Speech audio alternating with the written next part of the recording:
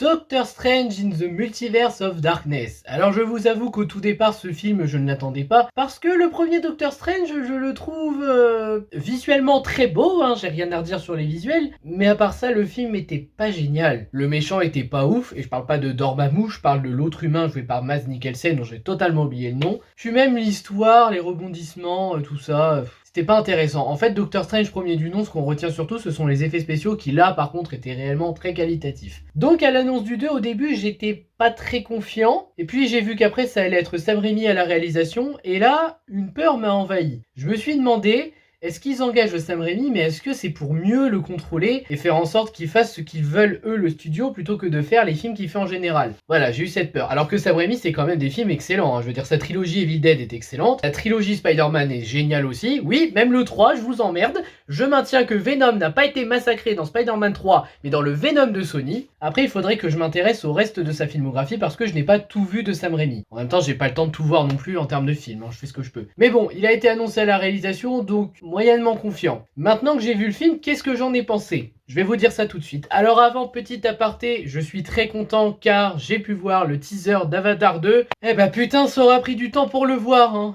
Mais visuellement, ça envoie du lourd et... j'attends une bande-annonce officielle, mais pour un teaser, ça rend bien ce Avatar 2. Bref, revenons au film et à l'histoire de Doctor Strange 2. Alors que Stephen Strange essaye de profiter de sa vie en tant qu'humain et en tant que super-héros, il assiste à une attaque d'une créature étrange venant d'un autre univers qui s'en prend à une fille nommée America Chavez. Il demande alors l'aide de Wanda Maximoff afin de protéger cette gamine, et va se retrouver à voyager dans les univers afin d'échapper à un démon qui convoite le pouvoir d'America. En gros, c'est l'histoire du film grossièrement résumée et je peux pas vous donner plus de détails parce que sinon ça vous spoilerait. Et qu'est-ce que j'ai pensé de ce Doctor Strange 2? Eh bien, je n'aurai que 3 mots pour résumer mon avis sur le film. Merci Sam Raimi. Parce que concrètement, là, Sam Raimi, il s'est imposé, il a fait je fais mon style, je fais ma réalisation, je fais ma mise en scène. Là, tu sens qu'il y a réellement des trucs ambitieux, tu sens que c'est le réalisateur qui s'est réellement investi. Tu ne sens pas que c'est un yes man oubliable qui fait le film pour cahier des charges et basta. Non, non, là, t'as un véritable auteur derrière, t'as une véritable réalisation. Et qu'est-ce que ça fait du bien! Non, parce que là, les films de la phase 4, dans la majorité, c'était oubliable, à part Les Éternels que j'apprécie parce que ça osait tenter des nouvelles choses. Mais là, Doctor Strange 2...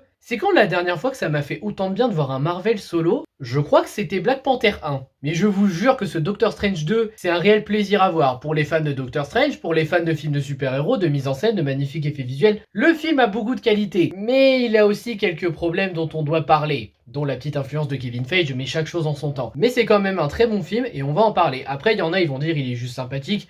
Oui, moi je dis très bon parce que par rapport à ce qu'on a eu avant de la phase 4, clairement Doctor Strange il s'est démarqué, hein. Là tu peux dire c'est le meilleur film de la phase 4. Dans les défauts, je vais commencer par parler de la fin du film que j'ai trouvé un peu bizarre en fait. D'un côté c'est du style de Sam Raimi parce que c'est pas la première fois qu'il fait une fin de ce style, mais de l'autre côté je me dis c'est dommage parce qu'en plus ce moment a l'air d'être désamorcé par la première scène post-générique. Ça t'annonce vraiment quelque chose d'ultra intéressant par rapport au personnage de Strange, je vais pas vous spoiler ici, mais quand tu vois la première scène post-générique, tu te dis, bah finalement il risque pas grand chose en fait Strange avec ça. Enfin, je vous en parlerai mieux en partie spoil, mais oui, la fin m'a un petit peu déçu sur un détail. Ensuite, la deuxième scène post-générique, parce que la première, ça passe. C'est pas une excellente scène, mais ça passe. La deuxième, c'est pas une mauvaise scène, mais c'est un peu au niveau du troll de Ant-Man et la Guêpe ou Spider-Man Homecoming. C'est-à-dire que t'as l'impression que t'as attendu pour rien. Et ce, malgré que l'acteur qu'on y voit est juste exceptionnel, hein, je l'adore cet acteur. J'adore son caméo dont on va parler aussi. Mais là, faire une deuxième scène post-générique juste pour ça, je ne pense pas que ça en valait la peine. Là, vous voyez, je crois que c'était la petite influence Kevin Feige. Après, un point un petit peu négatif, mais pas trop, parce que vous savez qu'en général, l'humour Marvel, ça me saoule. Dans Shang-Chi, ça m'a saoulé. Dans Les Éternels, ça m'a saoulé. Même dans No Way Home, ça m'a saoulé. Hein. Putain, Ned, je te déteste. Mais là, j'avoue que pour celui-là, il y a encore des blagues qui ne marchent pas, mais il y en a tellement moins que d'habitude. Bon, les blagues sont surtout liées à America, c'est-à-dire la gamine, parce que c'est une ado, donc faut qu'elle fasse quelques blagues liées aux adolescentes. Mais l'avantage, c'est que c'est juste lors de sa première rencontre avec Strange. Sinon, le reste du temps, elle fait pas des blagues comme ça, elle a l'air assez attachante. C'est bien Marvel, continuez comme ça. L'humour est toujours là et c'est un peu problématique, mais vous l'avez diminué. Et ça c'est bien, vous commencez à vous prendre enfin un peu au sérieux. Mais bon, il y a toujours un peu cet humour qui essaye de faire sourire mais il n'y arrive pas tout le temps. Même si j'avoue que j'ai quand même souri à quelques blagues d'America. Aussi, un détail de mise en scène que je n'ai pas compris mais c'est personnel. Pourquoi un fondu au noir avec un rond ?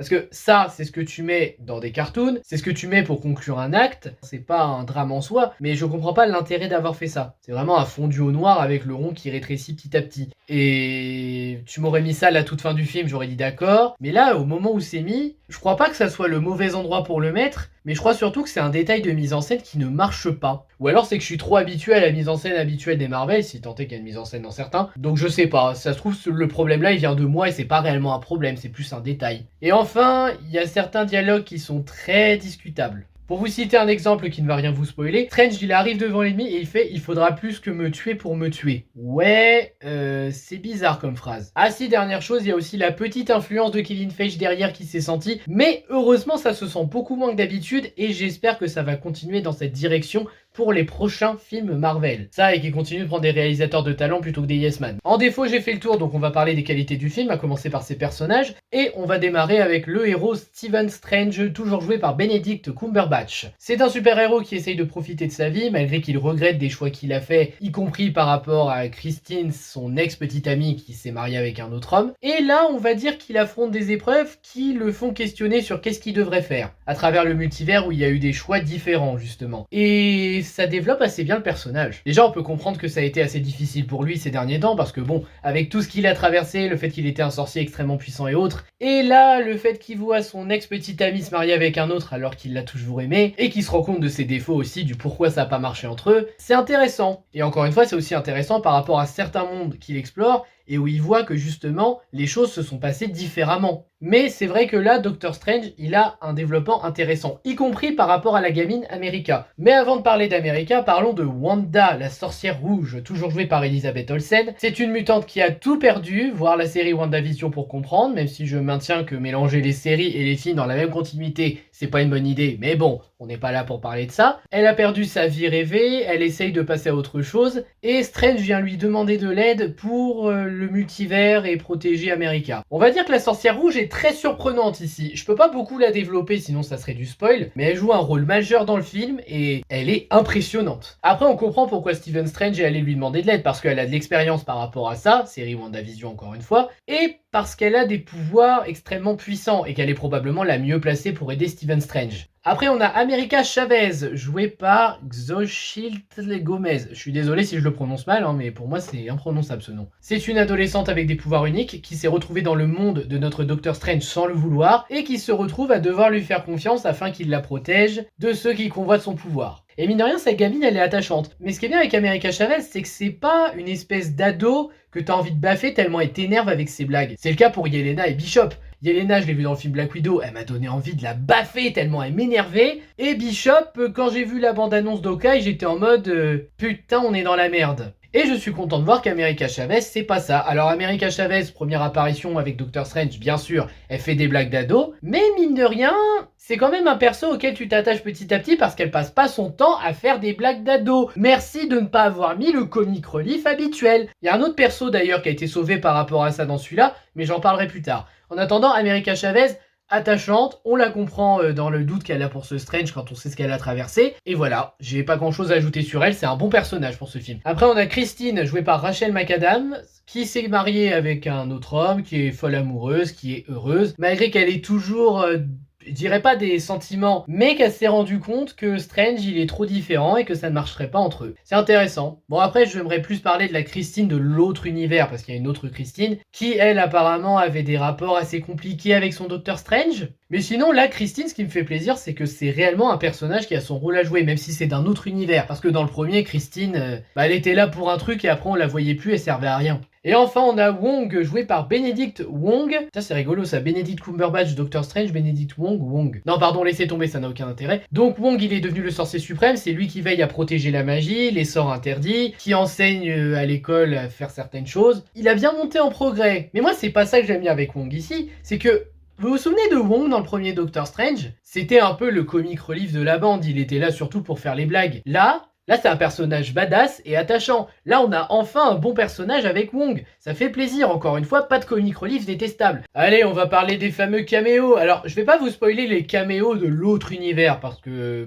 j'ai pas à vous spoiler déjà, hein, le respect, ça existe. Je vais surtout vous spoiler juste un caméo habituel dans les films de Sam Raimi, et là, je m'y attendais absolument pas en plus Bruce Campbell. Alors Bruce Campbell, c'est un peu son acteur fétiche, c'est le héros de Evil Dead aussi, 1, 2 et 3, et quel plaisir de le voir. Je sais qu'il fait un petit rôle débile pour faire rire ici, mais c'est génial, c'est tellement bien de le revoir. Surtout que Bruce Campbell, il a l'air toujours aussi bon dans le rôle. Ah vraiment, là j'avoue, revoir Bruce Campbell dans un caméo comme ça m'a fait sourire. Pour les caméos de l'autre univers, ça sera partie spoil. En termes d'évolution, il y en a 3. Il y a celle de Strange, celle de Wanda et celle d'America. Alors Strange, c'est plus par rapport à qu'est-ce qu'il doit faire, est-ce qu'il pense qu'il doit changer les choses pour avoir une meilleure vie, ou est-ce qu'il doit s'accepter tel quel. Wanda, c'est plus par rapport à ses objectifs et se rendre compte de ce que ça pourrait provoquer. Encore une fois, je garde les détails pour la partie spoil avec elle. En tout cas, elle a une évolution intéressante. Et enfin, America, c'est surtout par rapport au fait qu'elle ne contrôle pas son pouvoir et que petit à petit, avec la confiance de Strange, elle va réussir à contrôler son pouvoir. Dans les 3 cas, je trouve qu'on a des évolutions intéressantes des personnages. La dichotomie entre les 2 personnages est géniale, parce qu'en fait, Strange est l'antagoniste,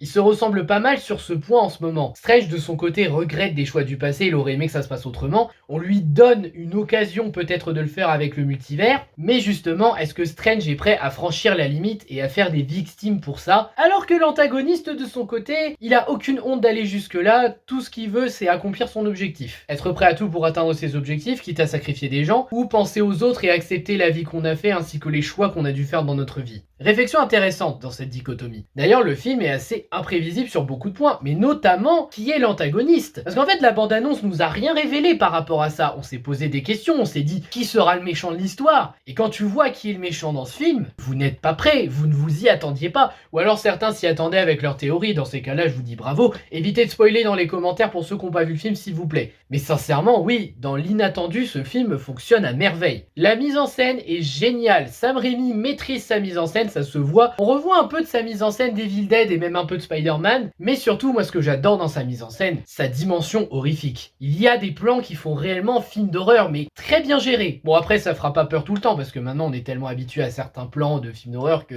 ça ne marche plus. Mais en vrai, il y a des scènes. Mais la dimension horrifique, il a toujours réussi ça, Sam Raimi, et voir ça dans Doctor Strange 2, c'est génial. D'ailleurs, en termes de symbolisme, on a pas mal de choses intéressantes par rapport aux éléments centraux de l'histoire, mais je peux pas vous les spoiler. En termes de tension, c'est réussi, on arrive à avoir peur pour tous les personnages, et surtout là, c'est principalement dû à l'antagoniste qui arrive réellement à être effrayant. Et quand on voit les victimes que ça fait, ouais, il y a vraiment de quoi avoir peur pour les persos. En termes d'effets spéciaux, il n'y a rien à dire, hein, les effets spéciaux sont toujours qualitatifs, même si j'ai la légère impression qu'ils se sont un peu surpassés avec ce Doctor Strange. C'est peut-être mon impression à moi, mais je trouve que ça fonctionne. L'émotion est plutôt pas mal, on arrive à être touché par ce qui se passe avec certains personnages en particulier. Les musiques sont très bonnes, pour le coup j'ai beaucoup aimé les musiques. Je pense d'ailleurs que je devrais réécouter le soundtrack sur YouTube parce que toutes les musiques sont réussies et fonctionnent très bien avec ce qui se passe à l'image. Ça arrive même à raconter la scène. Les références à l'univers de Marvel sont plutôt sympas. La relation père-fille qui s'installe entre Strange et America est plutôt bien gérée aussi de ce côté-là. Le jeu d'acteur est bon, il n'y a rien à redire dessus. Mention spéciale à Elizabeth Olsen qui je pense n'a jamais autant bien joué de sa vie dans Marvel. Elle jouait bien dans les autres films, attention. Et là j'ai l'impression qu'elle s'est surpassée avec celui-là. L'action est géniale en termes de mise en scène, de narration, c'est vraiment de qualité.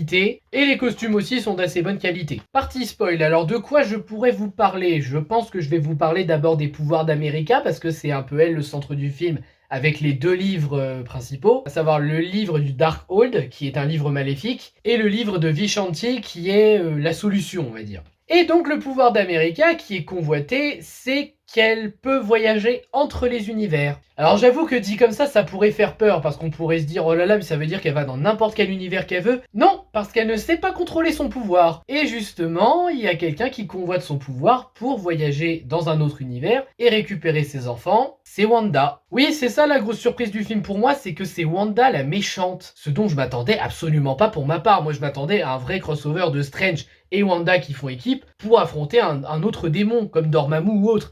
Et en fait, non, c'est Wanda l'antagoniste. Dans la série WandaVision, elle avait sa vie parfaite avec Vision et ses enfants, mais elle a tout perdu. Ce qui fait que maintenant, elle veut aller dans un autre univers pour avoir ses enfants. Mais en tout cas, elle a des objectifs compréhensibles et elle est une excellente antagoniste. Parce que quand tu la vois arriver avec ses pouvoirs, tu sais à quel point elle est monstrueuse. Et les victimes qu'elle fait! Ah mais il y a de quoi flipper, vraiment, je crois que c'est une excellente antagoniste pour moi là. Pour le coup, Wanda, j'ai envie vraiment de la mettre en tant que méchante marquante du MCU, là. Même si à la base, elle était pas méchante, mais là, dans celui-là, c'est clairement l'antagoniste, hein. Et justement, avec Strange, ça fait que la dichotomie fonctionne, parce qu'elle, elle est prête à tout pour récupérer ses enfants, même si c'est pas vraiment ses enfants. Alors qu'à côté, Strange, lui, il est pas prêt à sacrifier des vies ou à détruire des univers, juste pour être avec Christine. En parlant de la Terre 838, si nous parlions du conseil des héros de l'univers 838, parce que oui, ils ont un conseil des héros. Alors déjà, là-bas, la Terre est gouvernée par les Illuminati. Non mais là, pour le coup, faut avouer que c'est drôle. Mais sinon, en dehors de ça, donc le conseil est composé de Captain Carter,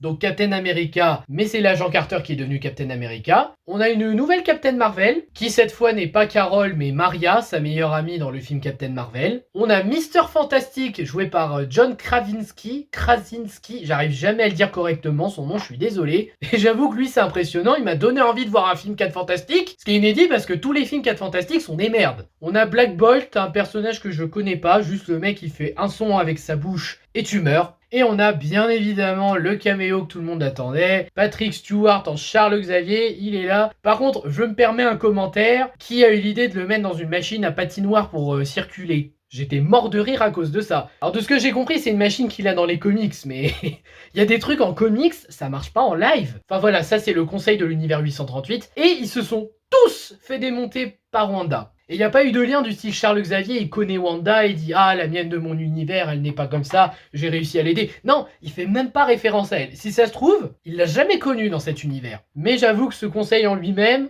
il m'a surpris. Moi, je m'attendais à ce que ça soit juste des clins d'œil gratuits, limite qu'on voit les fameux caméos réclamés, hein, Tom Cruise en Iron Man. Eh bien non. Et je suis rassuré qu'ils vont pas sur la pente des fanboys. Ils y vont un peu parce que Spider-Man, ils ont mis les 3, mais pas totalement parce que quand tu vois que là, ils ont mis un Mister Fantastique que personne n'attendait, je pense. Et s'il fait les films 4 Fantastiques, j'y vais, hein, parce que ces 201 bruits, je les ai trouvés très bons. Donc je veux voir ce film 4 Fantastiques s'il le fait. Et bien sûr, il y a Mordo de l'univers 838, qui est aussi un personnage qui déteste Strange dans cet univers. À la différence que là, c'est Mordo qui est le sorcier suprême. J'ai pas dit que la vie était toujours bien foutue. D'ailleurs, maintenant qu'on parle de Mordo, il est devenu quoi celui de la Terre 616? J'espère que ça va pas faire le syndrome Scorpion de Spider-Man Homecoming, hein. Parce que autant je suis pas pour le fait qu'on nous ait spoilé le méchant dans la scène post-générique, et encore, j'ai dit ça à l'époque, mais aujourd'hui je revois la scène, je me dis ouais non, en vrai ça passe dans une scène post-générique. Mais c'est vrai que je suis curieux de voir s'il va revenir. Et enfin, on va parler de la fin et des 2 scènes post-génériques. Alors la fin, déjà, de Doctor Strange 2, ce que je n'aime pas, c'est le fait qu'il ait le fameux œil du Darkhold. Parce que chaque sorcier qui se sert du Darkhold a un œil qui naît là pour montrer que t'es devenu maléfique. Sauf Wanda, mais Wanda, vu le pouvoir et qu'elle est forcément contrôlée par son côté obscur qui est la sorcière rouge, double personnalité, ça peut passer. Mais bon, Strange a utilisé le Darkhold pour vaincre Wanda, ou du moins essayer d'aider America. Donc à la fin, quand il est revenu, il a le Darkhold qui le fait souffrir. Le film s'arrête là-dessus. Et après, il y a une scène post-générique où il y a Charlize Theron qui arrive. Je sais pas qui elle joue d'ailleurs, si quelqu'un le sait, dites-le en commentaire, parce que moi je ne sais pas. Et donc elle ouvre une fissure dimensionnelle, elle dit à Strange de le suivre, et là tu vois Strange qui sort son œil comme si de rien n'était. Et c'est bien le Strange de la Terre 616, hein, c'est pas un Strange d'une autre Terre, d'un autre univers. Donc pour le coup, là, cette scène post-générique là, ça passe, mais ça a un peu gâché la fin. Parce que le Darkhold, c'est censé te rendre maléfique, te pervertir, même si c'est petit à petit. Et là, dans la scène post-générique, tu vois Strange, il ouvre l'œil peinard et il y va comme si de rien n'était. Et la deuxième scène post-générique, c'est Bruce Campbell qui n'arrêtait pas de se frapper à cause du sortilège de Strange sur la Terre 838. Et là, bah, il arrête enfin de se frapper, il en rigole. Ouais, il y a un petit air d'âge dedans. Mais même sans ça, la scène en elle-même, elle a pas servi à grand chose. C'est pour ça que j'aime pas trop cette deuxième scène post-générique. Voilà, je pense que j'ai pas grand chose à ajouter. Donc le bilan de ce Doctor Strange 2 Multiverse of Darkness, c'est génial. Allez le voir au cinéma, ça vaut vraiment la peine d'aller le voir. Il va plaire aux fans de Sam Raimi, même si c'est pas son meilleur film. Il plaira sûrement aux fans du MCU, surtout si vous aimez avoir une petite dimension horrifique, parce que ça reste tout public. Mais c'est réellement un film très qualitatif que je vous encourage à aller voir au cinéma. Autant le premier Doctor Strange, je l'ai regardé en mode OSEF et je serais incapable de vous citer des scènes marquantes du film, même si encore une fois visuellement il était magnifique. Mais alors ce deuxième film, là il a pris un sacré niveau. Là c'est un vrai vent de fraîcheur pour le MCU, un vent de fraîcheur qu'il faut qu'on encourage. Je maintiens qu'il faudra arrêter le MCU quand même, mais de cette manière-là je pense qu'ils vont mieux s'en sortir. Donc oui, Doctor Strange 2, allez le voir au ciné si ce n'est pas fait. Vraiment, c'était génial et j'ai hâte de le revoir quand il sortira en format physique. Sur ce, je vous remercie d'avoir regardé cette vidéo. N'hésitez pas à liker, à partager, à vous abonner et je vous dis à bientôt pour une prochaine vidéo. Ciao!